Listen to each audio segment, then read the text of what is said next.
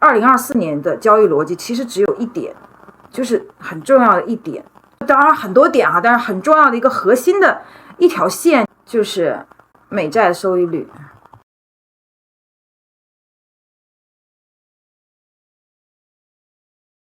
为什么讲美债收益率？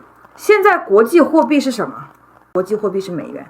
美元这个东西的成本是什么？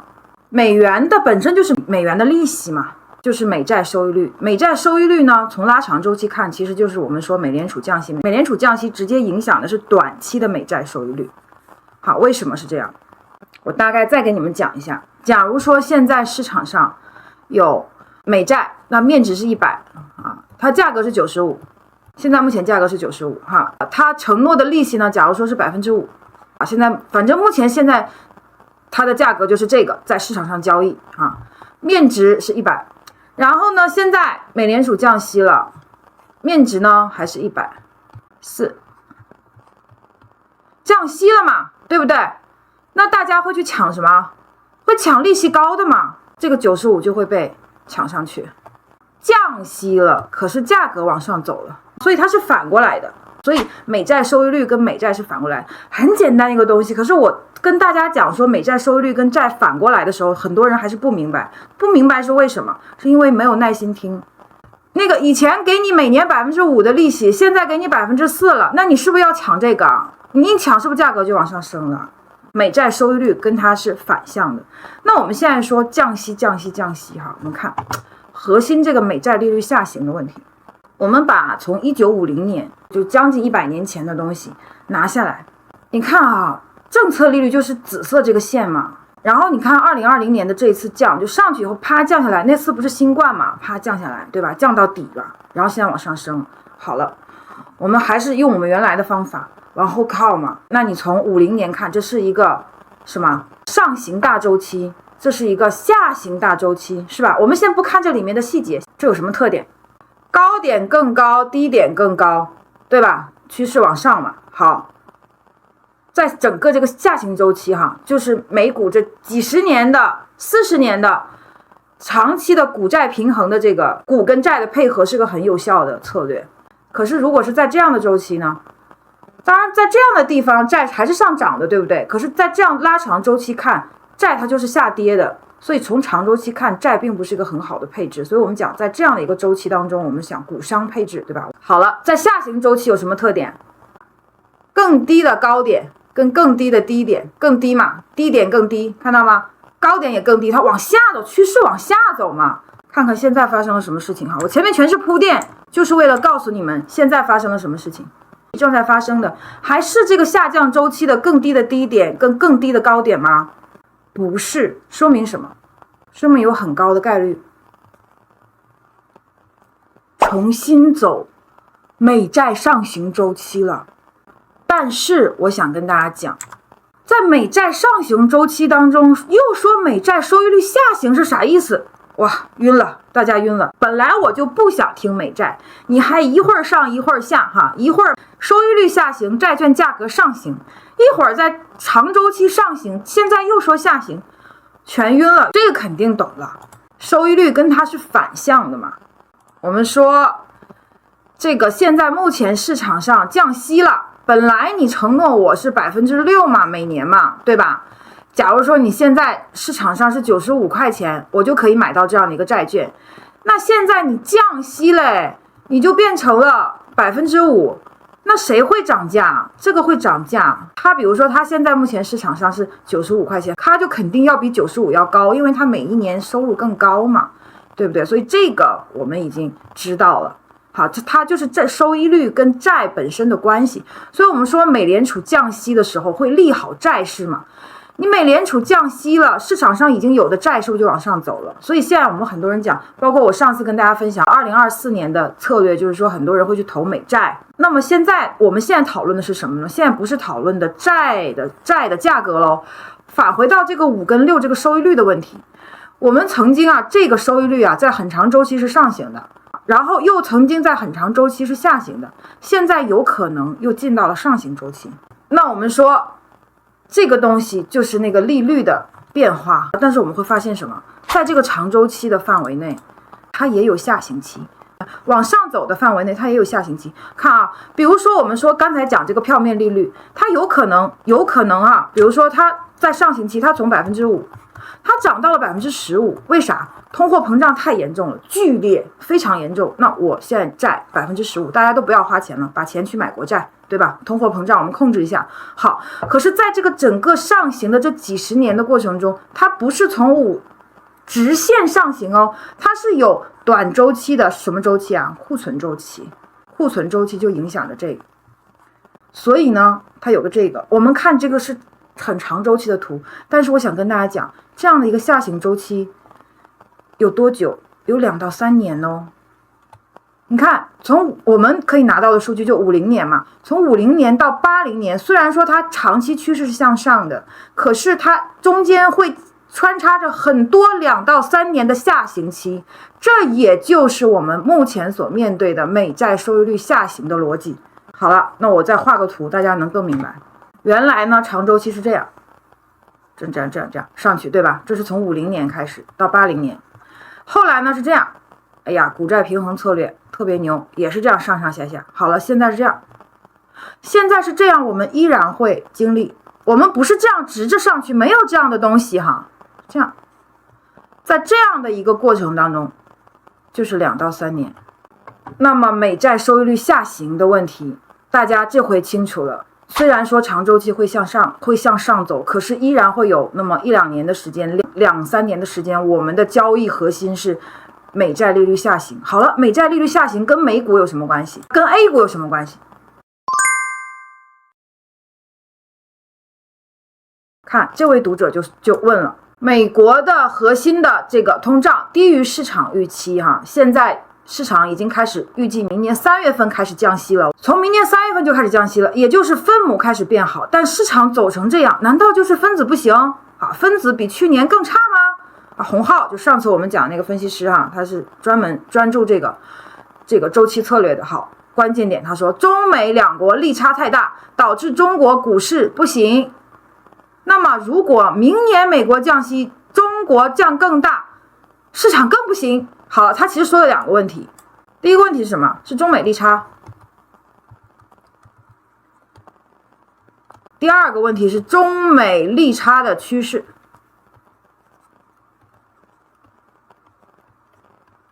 我把他的问题总结到这2点。第一个就是说，现在目前导致 A 股市场不好，是中美利差的问题。第二个就是中美利差的趋势，明年会怎么走？对吧？你不要讲说明年降息，那中国可能降更大，好，大家可能又晕了。你刚才讲美债收益率，现在又讲什么中美利差？我想问你们一件事儿：一个银行，我们想象一个银行，这家银行给你5%的利息，这家银行给你3%的利息，你存在哪一家？肯定是5，对吧？那如果说你的钱已经在这家银行，你肯定就在这儿放着。你的钱如果在这儿，你是不是把它拿出来放这儿？现在美元收益率是5，中国收益率是3，你是持有美元还是持有人民币？一个国家它给你更高收益率的时候，你一定是把钱，全世界的资金都往这个地方流，对不对？所以资金有一个问题了。我们现在知道了这个利差很重要，对吧？比如说以前利差，他俩假如说都是5%，中国也是5%，它也是5%，可能没有抢钱的这个情况，对吧？那如果美元现在是8%，中国是3%，差别这么大的情况下，这么高的一个差别的情况下，大家更有动机把钱去持有美元了，对吗？所以他才这讲说，哎，这个中美利差太大，导致中国股市不行，就不管是哪儿的钱都往美国走，这是他的一个，他讲这是一个原因，然后就讲说明年这个利差会怎么走的问题。好，我把利差拿出来给你们。这是美国的国债收益率，这是中国的国债收益率，我们把它做成一个图。这个最早呢可以拿到2003年的，这是现在这个位置，中枢在这里，这是顶，这是底，现在在哪里？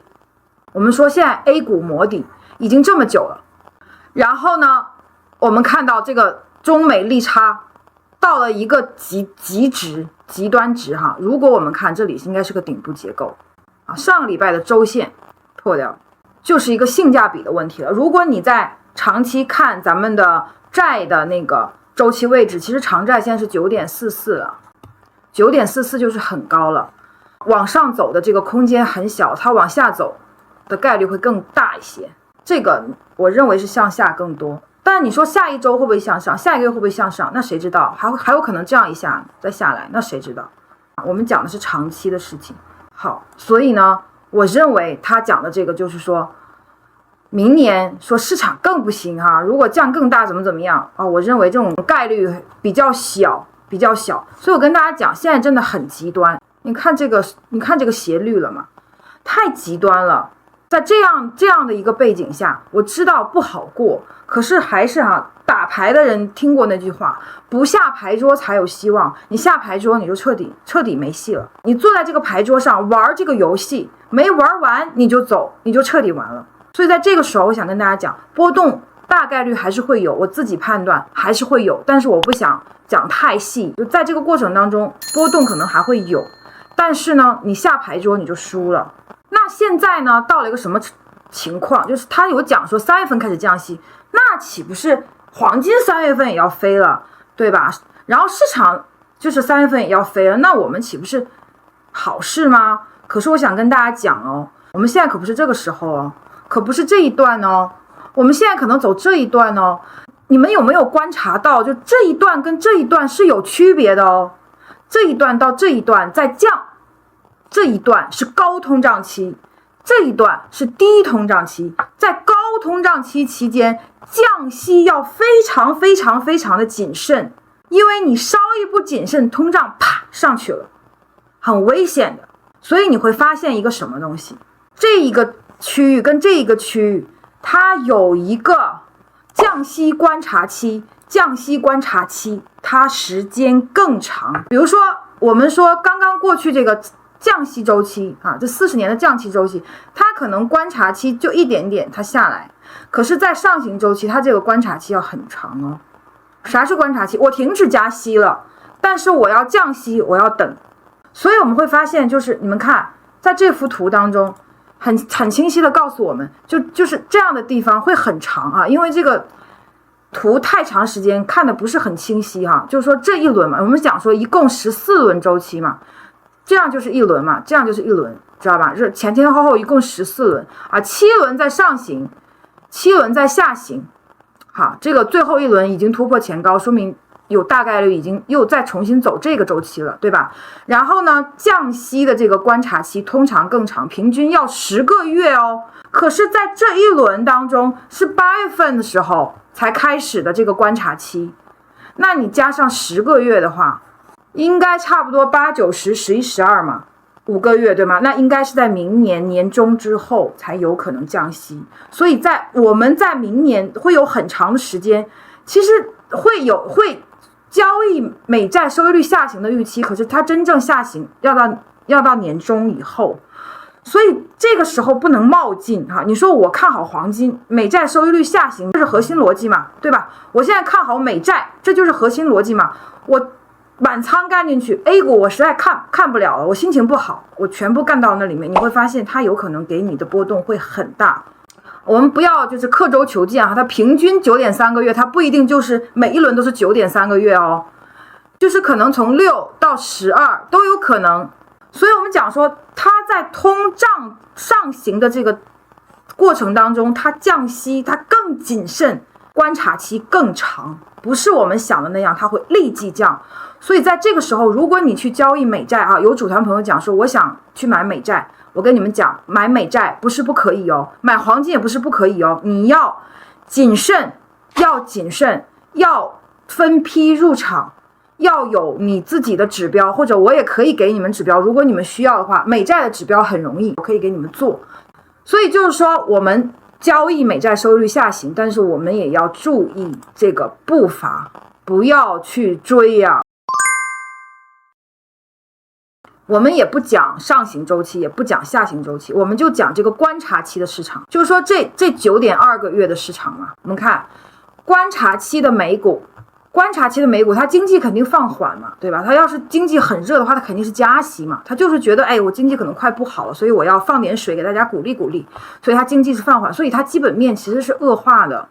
但这个时候还没有处于降息的过程中哦，这个时候流动性还没有放出去，所以美债收益率处于高位震荡，所以它其实也是有点利空的。你会发现在这个过程当中，美股在14次这个周期当中，在这个观察期当中，美股是10次下跌的，然后4次上涨，美债是10次下跌，4次上涨，所以美股其实我倒不建议明年去参与了。那我们讲说黄金呢，在观察期的黄金呢，我还想跟大家讲，就是说其实我们可以看到，虽然说美股长期是上行嘛，但是呢你们会发现就是在这个整个这个加息周期当中，它的斜率会慢一些它不是不能参与哦，它也其实有几年的机遇，但是这种就很少，就直着往上走的10年就很少那也是几年的这种是这种特性。美元它肯定是偏强嘛，因为你正在观察，你还没有把美元的收益率降下来嘛，对吧？我们刚才说，如果美元的给你的这个利息很高的话，你还是希望往那儿走嘛，所以它没有动哦，它横着，所以它还是一个高位震荡的状态美债收益率也是处于高位震荡的状态，它还在等待，它没有去降息所以在这个过程当中，黄金是6次下跌，4次上涨，因为我们的周期太长，它一轮太长，一共这么多年100年一共才14轮周期，这个样本还是太少我们就可以这么理解，就是说没有规律。你不要觉得6比4大那它再少一次，它再多一次就一样，就我们可以认为它没有规律但即使它下行，它最差的情况下就下行嘛。我们先这样看，我们看长期这个收益率长期往上走，但中间有两年3年的下行期也挺受不了的，对吧？其实黄金一样的，黄金的图在那上行期间，在那40年的30年的上行期间1950年到1980年，黄金是咋走？黄金是这样，哇，那个斜率然后这样大概有1-2年，然后所以黄金长周期在这个上行的过程中，因为是通胀期嘛，所以黄金是上行的。我们知道长周期的趋势就没关系，为什么？因为你知道你自己应该是做多还是做空。所以说在观察期呢，其实黄金是定投好时机。所以黄金，我想讲黄金在降息之前的降息观察期是黄金定投好时机。好，怎么定投？参考我们的组团里面的黄金数据，你就每2周去做，每2周就可以了，但是要固定，还是3要素嘛，一样要做3要素。来，我们复习一下什么是3要素。第一个是位置，对吧？第二个是总的仓位，位置就是性价比的价格问题嘛，对吧？第3个是什么？频率。3要素一样去做黄金，一样的，你总仓位要先固定了。我们先来总结一下美债，我们明年的交易逻辑，美债收益率下行，从观察期到下行期的一个过渡期。那么在这个过程当中，我们可以看到这个美股我们不看好，对吧？美债是可以的但是呢美债不太建议就是一次性去入场，要定投为什么？因为可能在观察期会高位震荡，它收益率会高位震荡嘛那它的债的价格在低位波动嘛。然后呢黄金在观察期的时候也不是那么好不太稳定，那么其实反而是它定投好时机，因为一旦观察期过了，它就有机会了。那 A 股怎么讲？ A 股跟美股的这个最不利的这个资金的收益率的要素，现在已经达到了最差的程度了我们已经看到一个非常斜的一个斜率然后已经达到了一个极值我们期待它能够这样子，然后资金往我们 A 股上走，这是我们明年的希望。